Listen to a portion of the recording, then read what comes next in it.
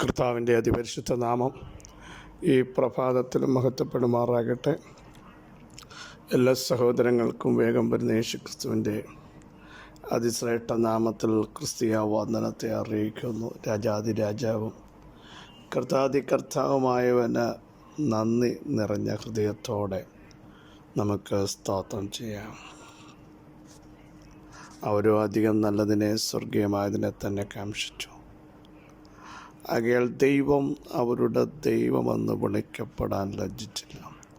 അബ്രഹാമിൻ്റെ ദൈവമെന്നും ഇസ്ഹാക്കിൻ്റെ ദൈവമെന്നും യാക്കോബിൻ്റെ ദൈവമെന്നും വിളിക്കപ്പെടാൻ നമ്മുടെ ദൈവം ലജ്ജിച്ചില്ല എങ്കിൽ ഇന്ന് നമുക്ക് പറയാൻ കഴിയണം, ആ ദൈവം എൻ്റെ ദൈവമെന്ന് എൻ്റെ പേരിൽ അറിയപ്പെടുന്നതിൽ ദൈവം ലജ്ജിക്കുന്നില്ല.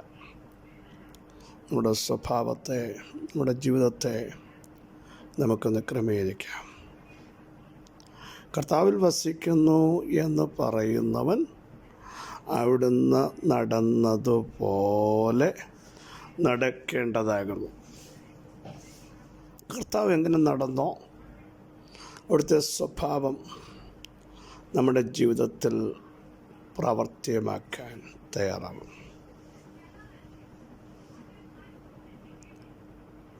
കർത്താവിൻ്റെ വിശുദ്ധി, സഹിഷ്ണുത, താഴ്മ, ക്ഷമ, അഗാധമായ സ്നേഹം, ആഴമായ സ്നേഹം നമുക്ക് മാതൃകയാക്കാൻ കഴിയണം. ജീവൻ വച്ചു തന്ന സ്നേഹം പരസ്പരം ഉണ്ടാവണം. കുടുംബജീവിതത്തിലുണ്ടാവണം, ചർച്ചകളിലുണ്ടാവണം, പേഴ്സണൽ ലൈഫിൽ, സമൂഹ ജീവിതത്തിൽ, എല്ലായിടത്തും ആഴമായ ദൈവസ്നേഹം പ്രകടിപ്പിക്കാൻ നമുക്ക് തയ്യാറാവാം. സഹോദരങ്ങളെ, മാതൃകയോടെ ഒരു ക്രിസ്ത്യ ജീവിതം നയിക്കണം. നമ്മെ കാണുന്നവർ കർത്താവിനെ കാണണം. നമ്മോട് സംസാരിക്കുന്നവർ കർത്താവിൻ്റെ സ്നേഹം മനസ്സിലാക്കണം. നമ്മുടെ സംസാരം, ചിന്തകൾ, ജീവിതമെല്ലാം ഒരു തുറന്ന പുസ്തകമാവണം.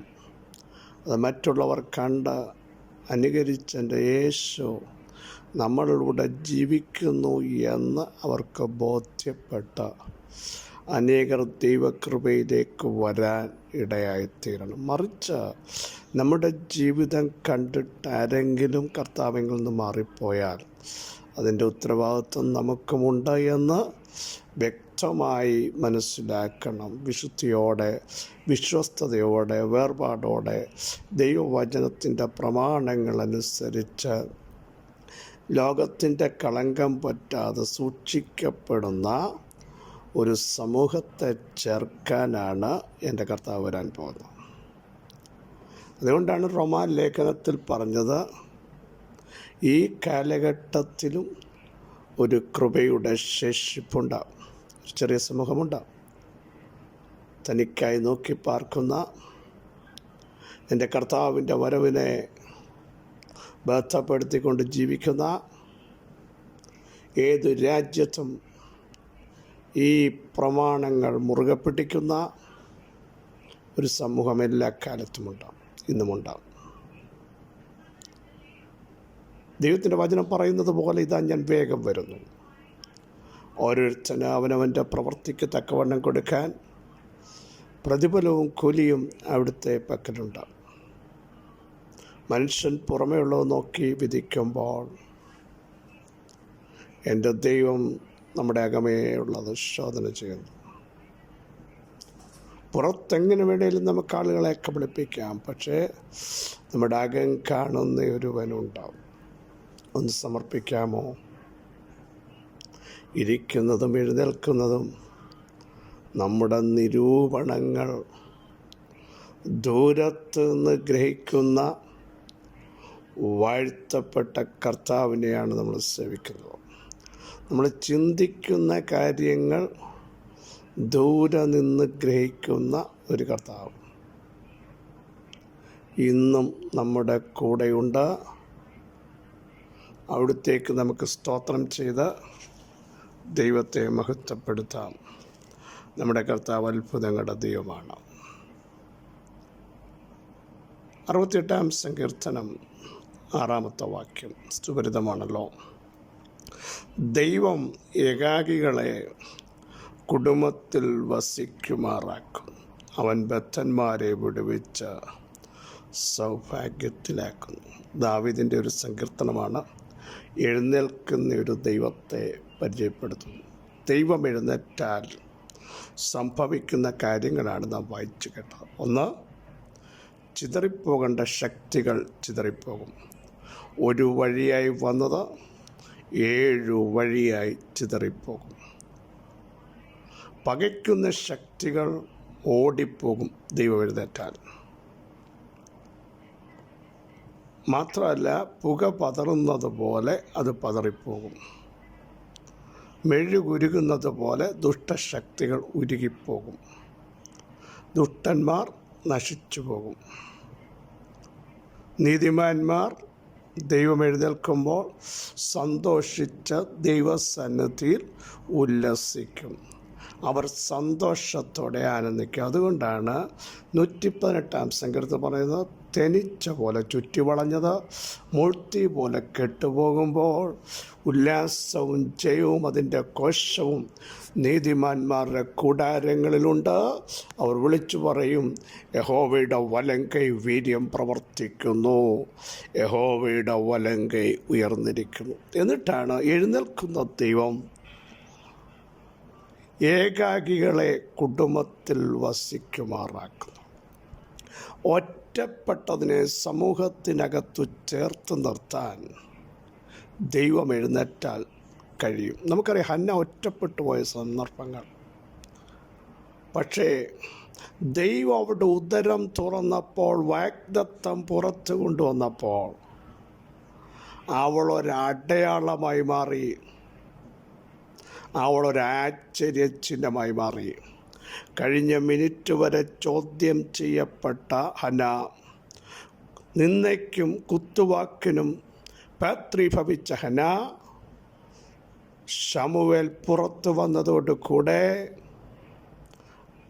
ദൈവത്താൽ അറിയപ്പെടാൻ തുടങ്ങി ഹന്ന ആരാണെന്നുള്ളത്. എല്ലായിടത്തും ഒറ്റപ്പെട്ടില്ലേ? പുരോഹിതൻ പോലും പറഞ്ഞില്ലേ ഇത് ലഹരി പിടിച്ചതാണ്. പക്ഷെ അവളെ ദൈവം അംഗീകരിപ്പിക്കേണ്ട എല്ലായിടത്തും അംഗീകരിപ്പിച്ചു.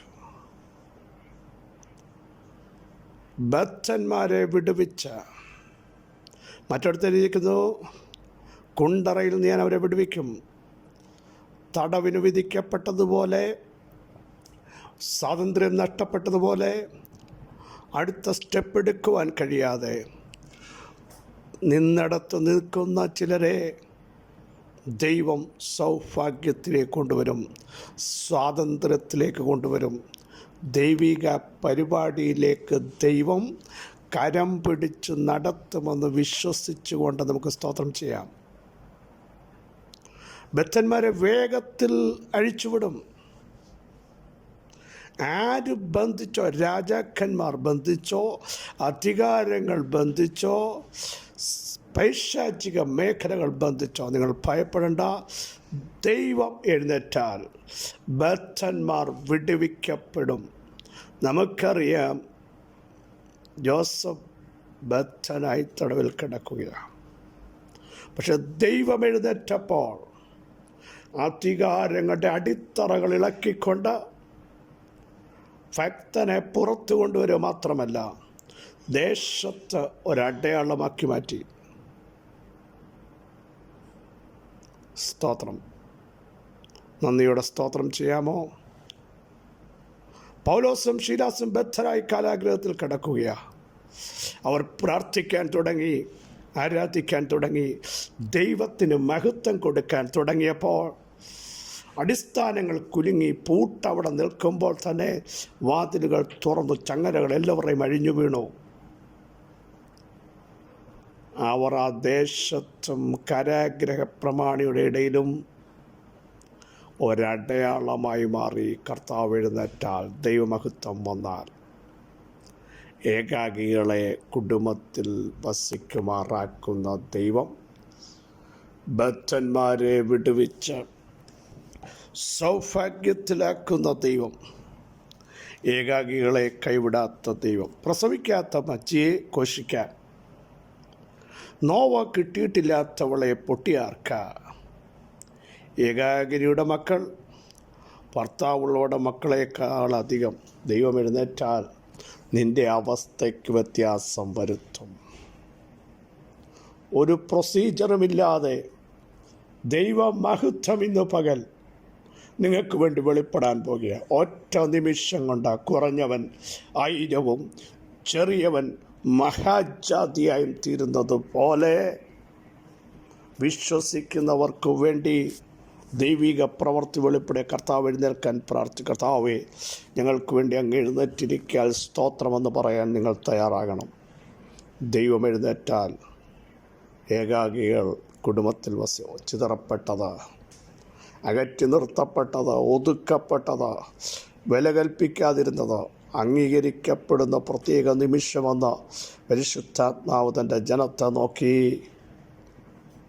ദൂത് വിളിച്ചു പറയുന്നു. യേശുവിൻ്റെ നാമത്തിൽ സർവശക്തിയുള്ള ദൈവമേ, സ്വർഗീയ പിതാവേ, സ്വർഗത്തിലും ഭൂമിയിലും സകലവിധ അധികാരവും ലഭിച്ച കർത്താവേ, അങ്ങയുടെ മഹത്വമുള്ള പൂജം ഇന്നും പകലിലും ഞങ്ങൾക്ക് അനുകൂലമായിരിക്കാൻ സ്തോത്രം. എഴുന്നേൽക്കുന്ന ദൈവം, വീര്യം പ്രവർത്തിക്കുന്ന ദൈവം, ഏകാകികളെ കുടുംബത്തിൽ വസിക്കുമാറാക്കുന്നവൻ, ബദ്ധന്മാരെ വിടുവിക്കുന്നവൻ, സൗഭാഗ്യത്തിലേക്ക് കൊണ്ടുവരുന്നവൻ, ഇന്ന് ഞങ്ങളുടെ ദൈവമായിരിക്കാൻ സ്തോത്രം.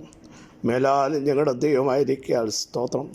ഈ പ്രഭാതത്തിൽ അത്ഭുതങ്ങൾ സംഭവിക്കട്ടെ, ദൈവപ്രവൃത്തികൾ നടക്കട്ടെ, സാധ്യങ്ങൾ സാധ്യമാകട്ടെ, പരിശുദ്ധാത്മാവിൻ്റെ ഇടപെടൽ ഉണ്ടാകട്ടെ. അന്ധകാര വെല്ലുവിളികളുടെ മേൽ ഞങ്ങൾ ജയം പ്രഖ്യാപിക്കുന്നു. രോഗികൾ സൗഖ്യമാകട്ടെ, അടിപ്പിണൻ്റെ ശക്തി വ്യാപരിക്കട്ടെ, ഇല്ലാത്തത് ഉളവായി വരട്ടെ, കെട്ടിക്കിടക്കുന്ന ചില വിഷയങ്ങൾ ഒഴുകി വരുന്ന നദി പോലെ ഇന്ന് പകൽ ഞങ്ങളുടെ അടുക്കലേക്ക് വരട്ടെ. റിലീസുകൾ കൽപ്പിക്കപ്പെടട്ടെ, ചില വിസകൾ സ്റ്റാമ്പ് ചെയ്യട്ടെ. യേശുവിൻ്റെ നാമത്തിൽ ജനമാത്മാവിൽ കുതിക്കട്ടെ. നിരാശകൾ പ്രത്യാശയായി മാറട്ടെ. വിലാപങ്ങൾ നൃത്തമാകുന്നതിന് സ്തോത്രം. ആത്മാവിൻ്റെ വലിയൊരു പകർച്ച ജനത്തിൻ്റെ മേൽ വ്യാപരിക്കാൻ പ്രാർത്ഥിക്കുന്നു. ധൈര്യം വ്യാപരിക്കട്ടെ, ബലം വ്യാപരിക്കട്ടെ, അടിപ്പിണൻ്റെ ശക്തി വ്യാപരിക്കട്ടെ. അവിടെ നിന്ന് അങ്ങനെ ചെയ്തിരിക്കാൻ സ്തോത്രം. യേശുവിൻ നാമത്തന്നെ ആമേൻ. ആമേൻ. ക്രിസ്തു വത്സല സഹോദരങ്ങളെ, ധൈര്യത്തോടെ ബലത്തോടെ മുമ്പോട്ട് പോവുക. നമ്മുടെ കർത്താവ് അത്ഭുതങ്ങളുടെ ദൈവം, വിടുതലിൻ്റെ ദൈവം, സൗഖ്യത്തിൻ്റെ ദൈവം, സമാധാനത്തിൻ്റെ ദൈവം ഇന്നും നമ്മുടെ കൂടെ ഉണ്ട്. ഈ വചനങ്ങളോട് സഹായിക്കട്ടെ. ക്രിസ്തേശുവിൽ നിങ്ങളുടെ സഹോദരൻ പാസ്റ്റർ ബിജു മാത്യു.